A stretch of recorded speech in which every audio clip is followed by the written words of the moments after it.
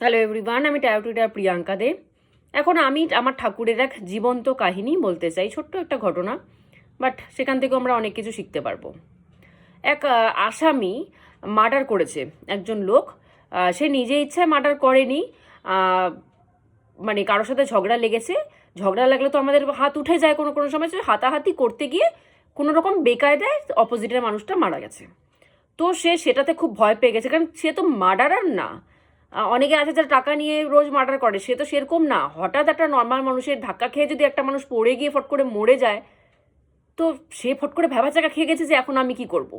এখন তো আমাকে পুলিশ এসে ধরে নিয়ে যাবে, পুলিশ তো আর বুঝবে না যে আমি মার্ডার করার ইন্টেনশন ছিল না।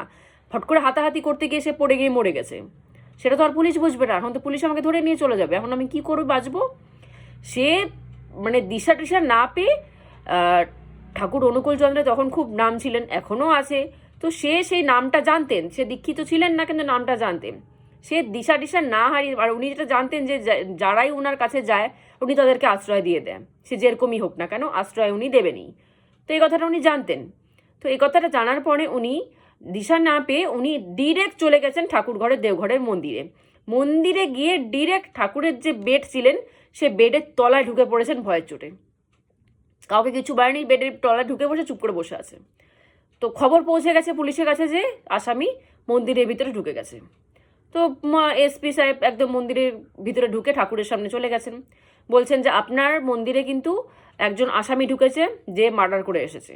সেটা কিন্তু আপনিও খুব ভালো মতো জানেন, আপনাকে কিন্তু সবাই ধর্মগুরু বলে। আপনি কিন্তু মিথ্যা কথা না বলতে পারবেন না যে আপনার মন্দিরে আসেনি, সেটা কিন্তু আপনি বলতে পারবেন না। আপনি কিন্তু অধর্ম করতে পারবেন না, আপনাকে সত্যিই বলতে হবে আর তাকে আমাদের হাতে তুলে দিতে হবে। তো ঠাকুর বলছে যে তুমি আমাকে নিয়ে চলো, আমি ওর পিতা।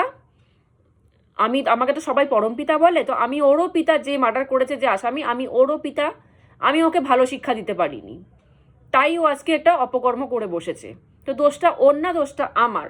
তো তুমি আমাকে নিয়ে চলো। এ কথাটা শুনে এসপি সাহেব ভয় পেয়ে গেছে যে কি বলছে।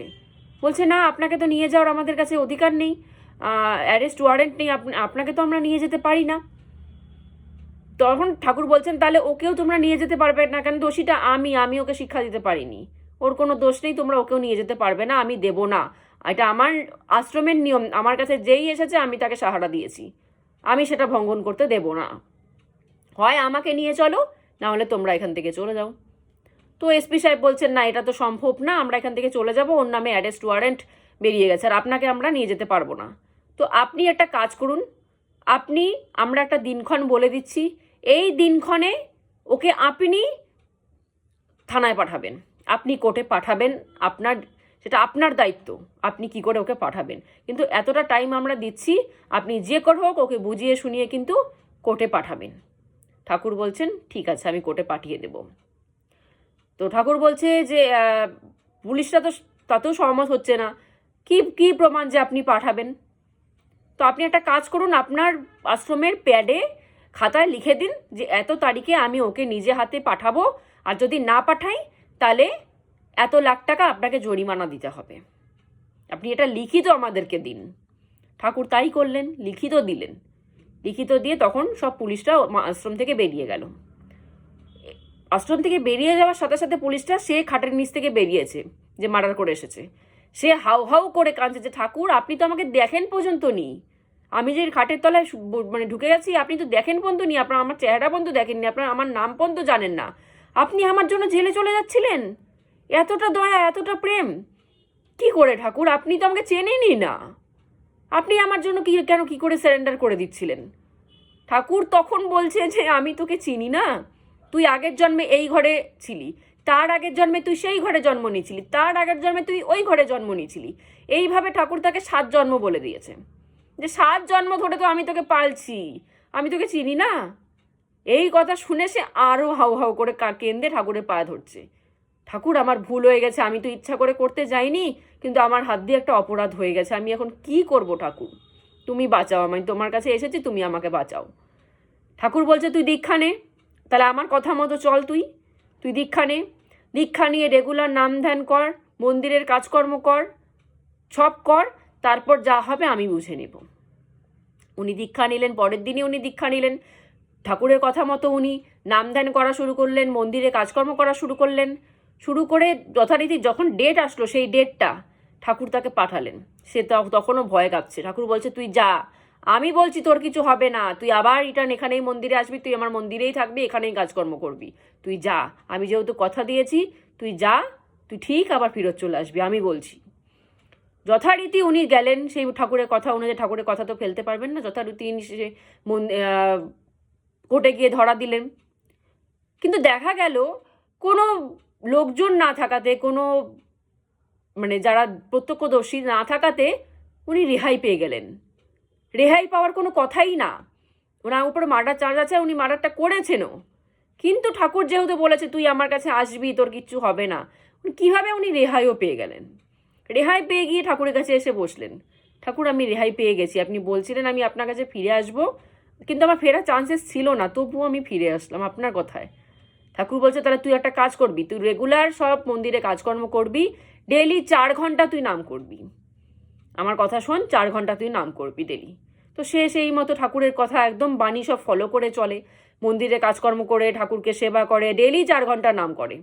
একদিন ঠাকুর তাকে ডেকে বললেন, তুই আয় আমার সামনে বস। সে বসলেন। সে বলছে, দেখ বাইরে কত গরম, কত রোদ্দুর। বলছে, হ্যাঁ ঠাকুর, অনেক রোদ্দুর। ঠাকুর বলছে, তুই কিন্তু বাকসিদ্ধ হয়ে গেছিস জানিস। সে বলছে, কি বলেন, আমি বাকসিদ্ধ? বলছে, হ্যাঁ তুই বাকসিদ্ধ হয়ে গেছিস। তো তুই যে এই যে আমার কথা মেনে চলছিস, রেগুলার 4 ঘন্টা নাম করিস, রেগুলার মন্দিরে কাজ করিস, আমাকে সেবা করিস, তুই কিন্তু বাকসিদ্ধ হয়ে গেছিস। প্রমাণ দেখবি? বলছে, হ্যাঁ ঠাকুর দেখবো আমি। ও তো নিজেই জানে না ও বাকসিদ্ধ হয়ে গেছে।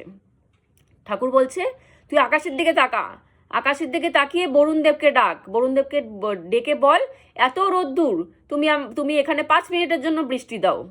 তুই ডাক, বল, যা। সে ঠিক আকাশের তলায় গিয়ে দাঁড়ালেন, বরুণদেবকে প্রণাম করে ডাকলেন যে তুমি 5 মিনিটের জন্য এখানে বৃষ্টি দাও, এত রোদ্দুর, প্রচণ্ড গরম, তুমি বৃষ্টি দাও। সাথে সাথে বৃষ্টি পড়া শুরু হয়ে গেল। মন্দিরে সবার দেখে অবাক, এত রোদ্দুর, কড়া রোদ্দুর, বৃষ্টির কোনো নামগন্ধ নেই, সেখানে বৃষ্টি হচ্ছে। 5 মিনিট বৃষ্টি হয়ে থেমে গেল। সে অবাক হয়ে বৃষ্টিতে ভিজছে, কি হলো এটা, সেও বিশ্বাস করতে পারছে না। তো সে এসে আবার ঠাকুরের সামনে বসলেন। ঠাকুর, এটা কি হলো? ঠাকুর বলছে, তুই তো বাকসিদ্ধ হয়ে গেছিস, তুই জানিস না, তুই যা বলবি তাই হবে। দেখ এত রোদ্দুর, তাও তোর কথায় তুই মার্ডার করছিস, তারপরেও তোর কথায় বরুণদেব চলে আসলো। তার মানে আমরা এখান থেকে কি শিক্ষা নিতে পারি? যে প্রচুর পাপি তাপি মানুষ আছে, তারা যদি ঠাকুরের রুলস ফলো করে, ঠাকুরের কথা মেনে চলে, সেবা করে ঠাকুরকে, তারাও সেই পাপকর্ম থেকে উদ্ধার হতে পারে। শুধু পাপকর্ম থেকে উদ্ধার না, তারাও বাকসিদ্ধ হতে পারে। শুধুমাত্র ঠাকুরের কথা চলতে হবে, মেনে চলতে হবে, সব পাপ ধুয়ে যায়। মানুষ যত পাপ করে, মার্ডারের থেকে বড় পাপ তো আর কিছু হয় না, আমি মনে করি না। তো সে পাপ যদি ঠাকুর ধুয়ে দিয়ে তাকে বাকসিদ্ধতে পরিণত করে দিতে পারে, তাহলে পৃথিবীর সব রকম পাপ ধোয়া যায়। যদি ঠাকুরের কথা মেনে চলা যায়, সব পাপ ধুতে বাধ্য। শুধু পাপ ধোয়া না, তাকে একটা অন্য মানুষে তৈরি করে দিতে পারে ঠাকুর। তো আজকের মতো এখানেই স্টপ করছি। জয় গুরু।